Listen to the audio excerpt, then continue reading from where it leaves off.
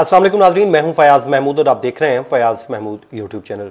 नाज़रीन, लाहौर में canal road पर होने वाले बड़े ही अंदरनाक वाक़े की जिसको हम मुसलसल रिपोर्ट कर रहे हैं, जिसमें एक लेडी पुलिस कांस्टेबल सुमन, जिसका नाम बताया जाता है, उसे मार दिया गया था। और मारने वाला कोई और नहीं बल्कि उसी के अपने ही डिपार्टमेंट पुलिस डिपार्टमेंट से ताल्लुक़ रखता था। मुल्ज़िम फ़ारूक, उसको गिरफ्तार कर लिया गया था। अब उसे अदालत में पेश किया गया है, उसकी खबर करेंगे और साथ में डिटेल देंगे। ये वो केस है जिसको पहले दिन से मैं लेकर चल रहा हूं और मैं मुसलसल इस केस पर बात कर रहा हूं। मैं समझता हूं कि इस केस में भी इंसाफ ना सिर्फ होना चाहिए बल्कि होता हुआ दिखाई भी देना चाहिए, तो इस पे भी बात करेंगे।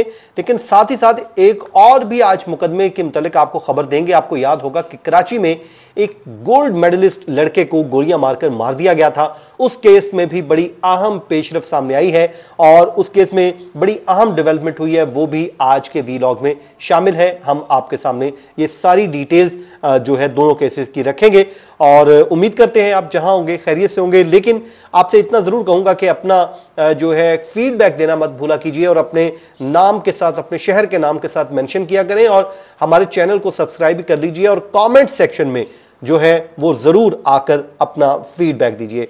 चलिए नाज़रीन, आज के हमारे वीलॉग का आगाज करते हैं। पहले मैं आपको थोड़ा सा बैकग्राउंड बता देता हूं कि लाहौर में एक वाकया हुआ था 4 रोज कबल, जिसमें किनाल रोड पर एक लेडी पुलिस कांस्टेबल को गोलियां मारकर मार दिया गया था और मारा था मुल्जिम फारूक ने, जो खुद पुलिस डिपार्टमेंट का हिस्सा है। उसके बाद पुलिस ने उसे गिरफ्तार कर लिया था और उसने इंकशाफ यह किया था कि वो शादी करना चाहता था, लेकिन इनकार पर मुझसे बर्दाश्त नहीं हुआ और ये मैंने सब कुछ कर दिया। लेकिन आपको पता है वो भी पुलिस वाला है, वो जानता है कि ये सिस्टम कैसे काम करता है और सिस्टम में बचने के लिए क्या क्या जरूरी है। तो इसे जब अदालत में पेश किया गया तो पुलिस की जानिब से इसके 14 रोज के जिस्मानी रिमांड की इस्तदा की गई और मुल्जिम से मुतालिक जो दरखास्त दी, पहले वो मैं पढ़ देता हूं और उसके बाद फिर मैं आगे चीजें आपको बताता हूं। जिसमें पुलिस की जानिब से लिखा गया कि जनाब अली, गुजारिश है कि मुल्जिम मोहम्मद फारूक वल्द मोहम्मद नवाज कौम जट, फिर उन्होंने आगे उसका जो मोहल्ला इस्लाम पार्क बोर्ड वाली आबादी हरबंसपुरा लाहौर को मुकदमा बाउनवान बाला में नामजद FIR होने की बिना पर मोरखा 25/9/2024 को हस्बे ज़ाब्ता गिरफ्तार किया गया है, जिसकी हिरासत इख्तियारी पुलिस अमरोज इख्तिताम पजीर है। मुल्जिम को पेश अदालत किया जा रहा है। मुल्जिम के कब्जा से आलाए कत्ल पिस्टल बरामदगी की जानी है और तफ्तीश अमल में लाई जानी है और लिहाजा बजरिया दरखास्त इस्तदा है कि मुल्जिम का रिमांड जिस्मानी 14 यौम मंजूर फरमाकर जिस्म मुल्जिम हवाले पुलिस के किया जाए और ये उसका अहकामात जारी किए जाए। अब आपने इस पूरी दरखास्त में एक जुमले पे आपने गौर करना है। वो जुमला क्या है वो मैं आपको दोबारा पढ़ के सुनाता हूं। पुलिस ने जो इस्तदा की है मुल्जिम के जिस्मानी रिमांड की, वो पुलिस ने क्या इस्तदा की है कि आलाए कत्ल पिस्टल की बरामदगी की जानी है। नाज़रीन कराम, ये पिस्टल की बरामदगी क्यों इतनी अहम है? मुल्जिम गिरफ्तार है, मुल्जिम पुलिस के सामने 161 की स्टेटमेंट में जो है वो एतराफ़ भी कर रहा है, लेकिन वो एतराफ़ जो है जब तक वो अदालत में आकर नहीं करता तब तक इसका कोई फ़ायदा नहीं। अब आप आ जाइए, जो आलाए कत्ल की बरामदगी से मुतालिक पुलिस ने क्यों खास कर लिखा है, और मुझे पहले दिन ही शक था, मुझे खौफ था कि इस केस में भी यही हो सकता है और वही हुआ जो इसमें लग रहा है। आमतौर पे होता यह है कि मुल्जिमान जब भी किसी बंदे को के साथ ये जुर्म करते हैं तो फौरी तौर पे आलाए कत्ल को जो है वो गायब कर देते हैं, क्योंकि ज़ाब्ता फौजदारी के तहत यहाँ पर मुकदमा चलता है और उसमें कानूनी शहादत जो हमारा, उसमें ये तमाम लवाजमात है जो हमने किसी भी ट्रायल को कंक्लूड करते हुए पूरे करने होते हैं। पूरा केस साबित हो जाए लेकिन आलाए कत्ल ही अगर ना मिले तो अदालतें जो है मुल्जिम को छोड़ दिया करती हैं, क्योंकि उसके खिलाफ वो चीज ही एविडेंस पे नहीं आई जिससे मारा गया है। अब जाहिर है ये पुलिस वाला है, जानता है, हो सकता है इसने पहले हल्ले में ही उस आलाए कत्ल को खुडे लाइन लगाया हो, साइड पे लगाया हो, तो इस वजह से पुलिस की कस्टडी में एक दिन रहने के बावजूद वो बरामद नहीं हो सका था। उसके बाद फिर अगले रोज मतलब 26 तारीख को इसे अदालत में पेश किया गया और उसके बाद पुलिस ने आके इस्तदा ये की कि हमने बरामद करना है, तो उसके बाद फिर अदालत ने इस पे अहकाम जारी कर दिए हैं। उम्मीद करता हूं कि अब पुलिस ने जिस्मानी रिमांड के दौरान, क्योंकि 4 रोज का जिस्मानी रिमांड अदालत ने दिया है, और उम्मीद करता हूं कि इस 4 रोजा जिस्मानी रिमांड में पुलिस जाम फिशानी से काम करती हुए अपनी तफ्तीश को आगे बढ़ाते हुए इस आलाए कत्ल को बरामद कर लेगी और ताकि इतना स्ट्रॉन्ग एविडेंस बनाएगी कि इस मुल्जिम को इसके किए की सजा मिलेगी। अब अदालत ने जो फैसला सुनाया है वो मैं आपको पढ़ के सुना देता हूं, जो ऑर्डर दिया है।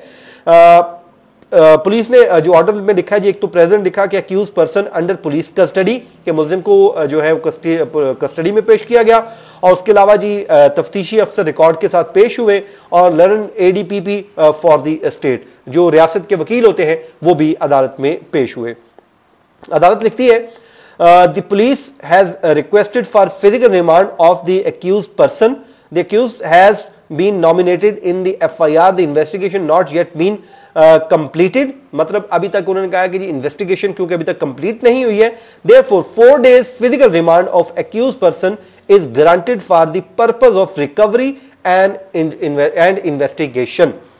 अदालत ने अपने फैसले में लिखा है कि जी इसलिए 4 रोज का जिस्मानी रिमांड हम दे रहे हैं कि इसमें आप एक तो रिकवरी कर लें जो भी आपने करनी है, दूसरा इसमें आप अपनी तफ्तीश को मुकम्मल कर लें।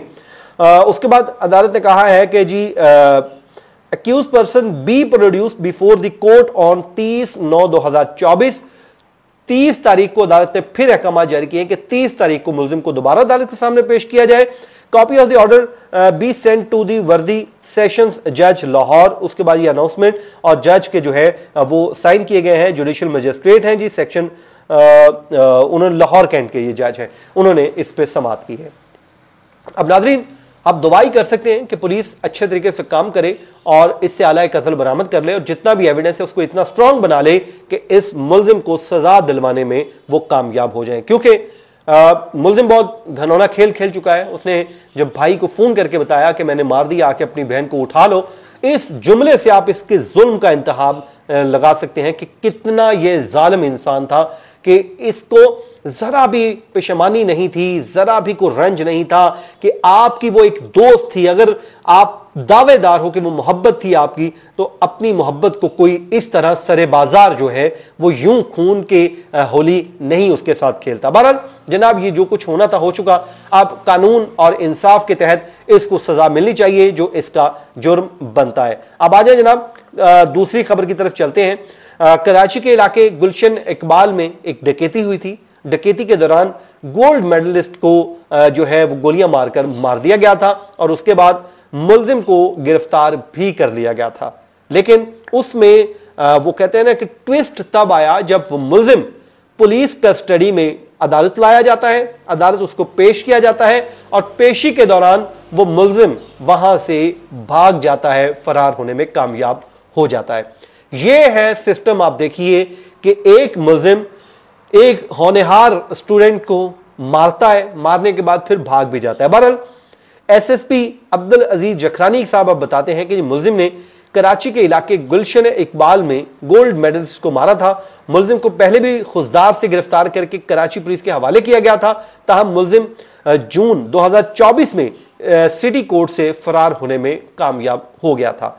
अब एक बार फिर बताया जाता है कि जी मुल्जिम को दोबारा खुजदार से ही गिरफ्तार कर लिया गया है और मुल्जिम को एक बार फिर कराची पुलिस के हवाले कर दिया गया है। ये वाकया जो था जी, गोल्ड मेडलिस्ट मैकेनिकल इंजीनियर था और इस्लामी जमीयत तालिबात के जो है साबिक नाज़िम कर जामिया कराची का वो बेटा था। मकतूल इत्तका के बड़े भाई जामिया हमदर्द के लेक्चरर इबाद मोइन हैं, जबकि इत्तका रजिस्ट्रार जामिया हमदर्द कलीम गयास का करीबी रिश्तेदार भी है।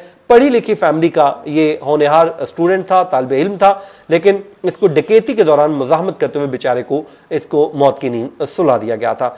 और उसके बाद मुल्जिम बलूचिस्तान भाग गया था, उसको गिरफ्तार किया गया और अब एक बार फिर जो है उसको वापस लाया गया है। उस वक्त हुआ यह था कि मुल्जिम अदालत वापसी से पुलिस एहलकार को धक्के देकर आता अदालत में मौजूद रश का फायदा उठाते हुए भागा था। अब गिरफ्तार कर लिया गया है। उम्मीद करते हैं कि पुलिस अब इसको निज़ाम इंसाफ के अंडर लाएगी और इसको सजा दिलाने में कामयाब होगी। नाज़रीन, ये था आज का हमारा वीलॉग। अपनी दुआओं में याद रखिए, जहां रहें खुश रहें। मुझे दीजिए इजाजत, अल्लाह ने के बाद।